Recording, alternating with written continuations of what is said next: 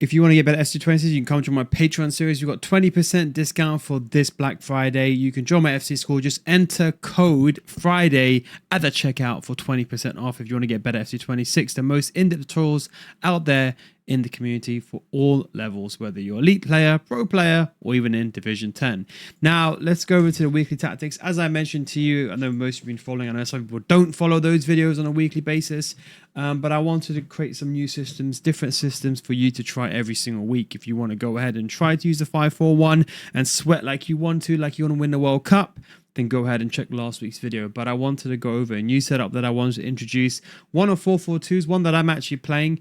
I still think it's very meta. Yes, the 4-5-1 will be better on paper, but it depends how much fun you want to have. So we're going to start off with the first one, which will be a 4-4-1-1. You can make the argument that a 4-4-2 with CDMs is actually the more defensive variation, and that would actually make more sense. So if you want, you could put a 4-2-3-1 second variation here as your most defensive. But to be honest, I think a lot of people understand what I'm saying. Even though it doesn't seem logical, it's more effective to defend with CDMs. I know it probably doesn't make that much sense to anyone like in Division 3 and below, but I feel like once you know how to apply pressure, and I feel like it's like Division 3 and above, I feel like most people more feel safer defending with center mids as opposed to CDMs. A, because they sit higher, and B, allows you to get the ball quicker. So that is why you may prefer center mids as opposed to CDMs. I think this is more of a personal preference. I think more of the higher level players would prefer it a bit more to be more compact.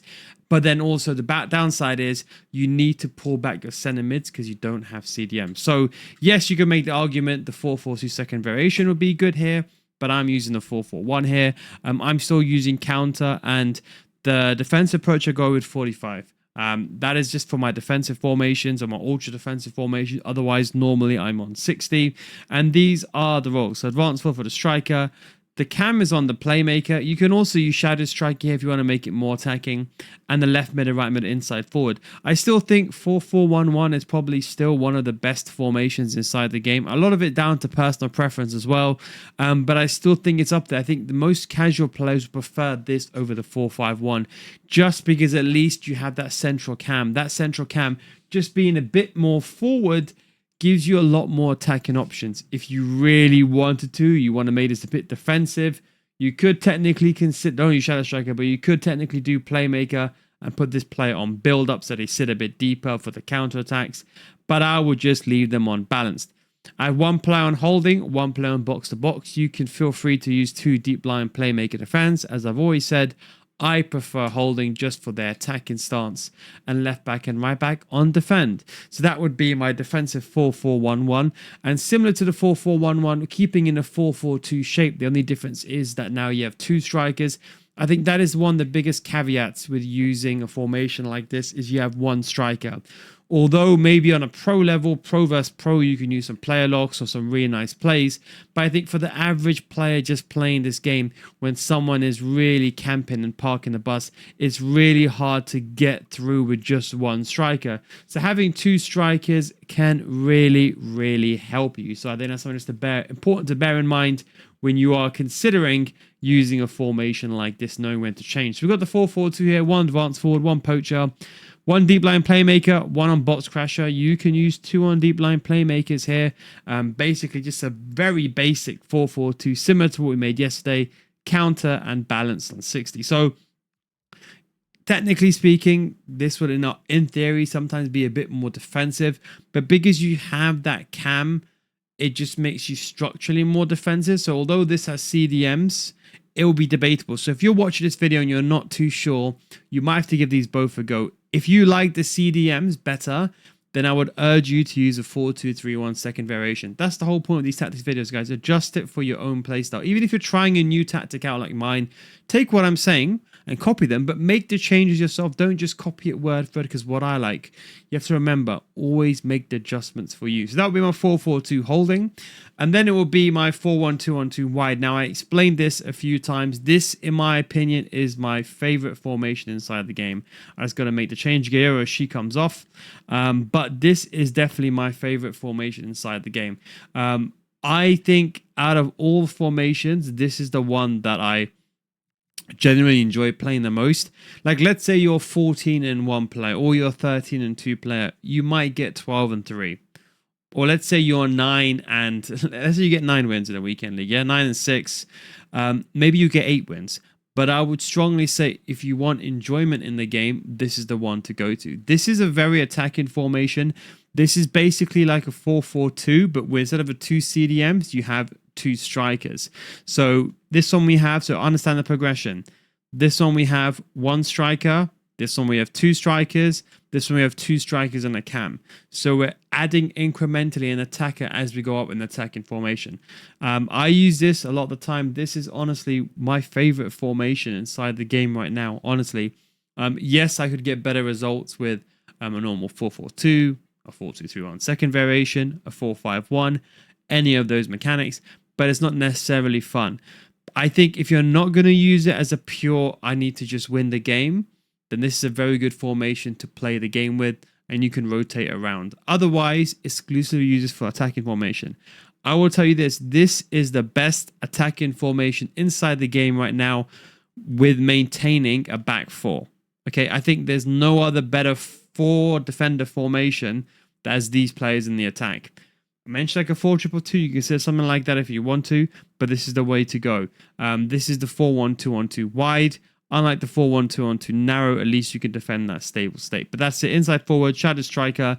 And one of the strikers, you can put them on false 9 or you can put them on poacher. But I actually like false 9 in this system. It actually works quite well. I didn't like it at the beginning, but I'm thinking the way that I'm playing, if I can put a dribbler on the ball, I'm actually liking it. But otherwise, you can just use a poacher here or an advanced forward.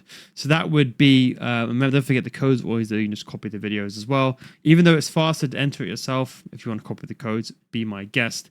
And don't forget the depth as well. It's on 60 as well. So as I said, for all my tactics, it's on 60. So going with a 4-4-2, I mentioned this in yesterday's video. This is more of a balanced one with just high defensive approach.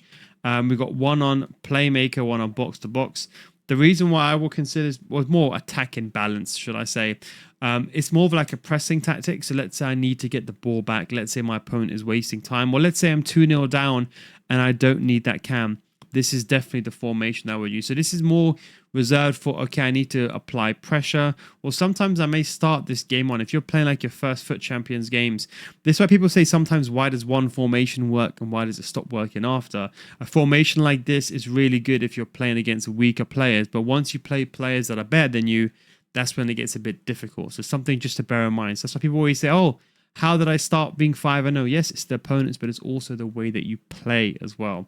So I think it's a very good formation. On the top end, you can use this throughout the entire game. And if you want to make it even more attacking, I'm just going to show you now. You can do a 4-2-4. So let's say you want to make a really ultra, let's say like, I don't know, you're losing, you need to win the ball back. You can adjust this if you want to.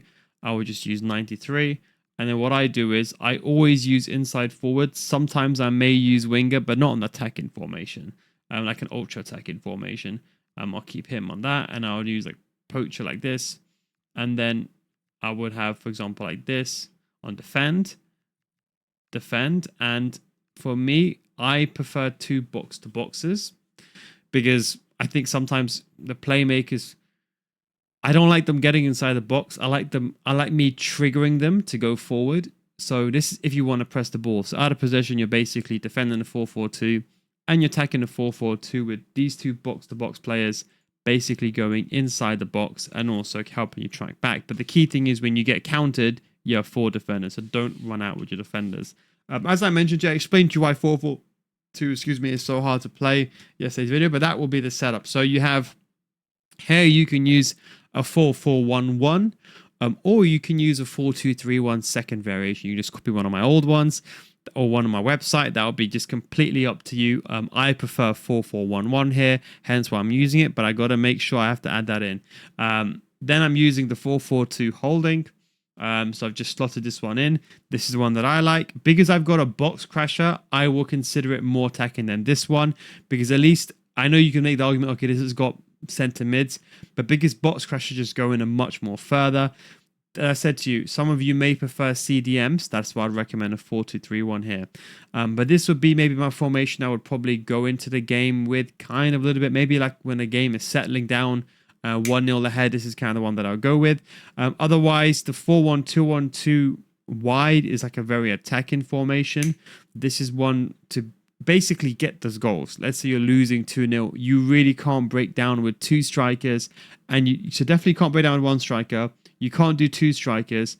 Then you want basically two strikers and a cam. So do you understand the progression? This is one striker and a cam. This is two strikers. Because you got two strikers, we have two CDMs for stability. And then we have two strikers, one cam, one CDM. Inside forward remaining the same on all of them. And then you just have a regular 4-4-2 flat with balanced with playmaker and box to box. This would be the very attacking formation, one if you're really losing, and then this will be my pressing formation.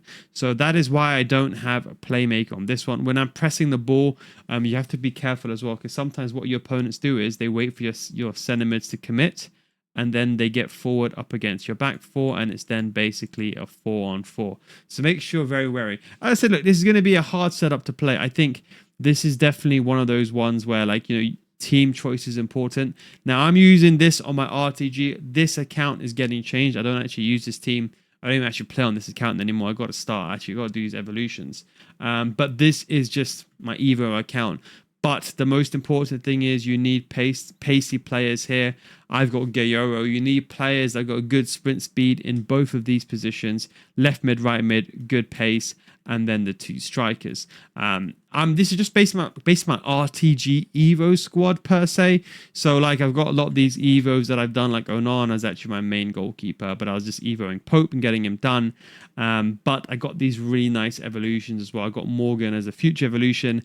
I forgot to do Spooky Striker on him, but he is looking like a very good future evolution as well. Don't forget, he is, of course, 5-star weak foot. But that's just something just to bear in mind. I'll probably do Marmouche or maybe that Portuguese player as the striker. But that is just I'll give you an update from my RT. I've not played that much on this account, but I'll give you an update in the next week or so. Some of the things that I've done relating to the evolutions. And don't forget, if you want to get better FC26, come to my Patreon. So patreon.com/nil, guys. We've got videos for every single level, of course.